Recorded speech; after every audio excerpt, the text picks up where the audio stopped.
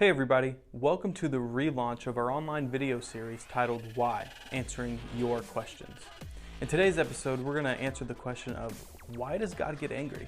So without further ado, let's head over to our next segment called Tell Me Why.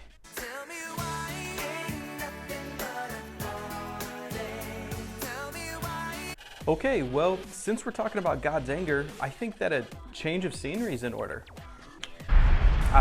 Much better. Now, to the question, why does God get angry?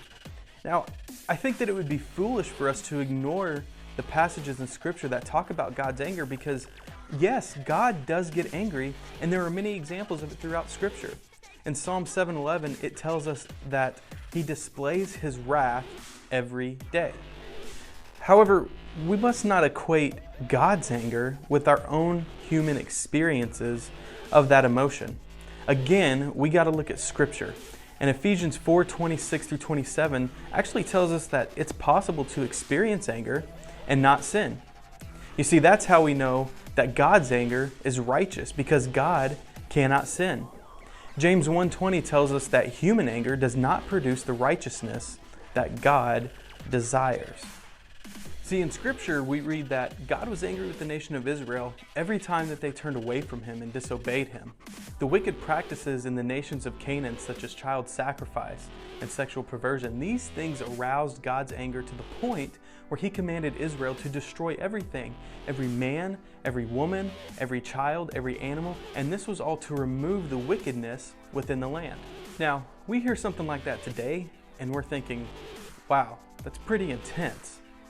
But we have to understand something. Ezekiel 33:11 says that, "As surely as I live, declares the Lord, I take no pleasure in the death of the wicked, but would rather that they turn from their ways and live." So it's like a parent. When a parent gets upset at their child for doing something that dishonors them or the relationship with them, God operates in the same respects. Let me leave you with this. Romans 1:18 tells us that God's anger or wrath comes against the godlessness and the wickedness of people who suppress the truth by their wickedness. So what this means is that God gets angry at the wickedness within people, and He opposes that wickedness as an effort to turn them from their evil and turn them back towards Him.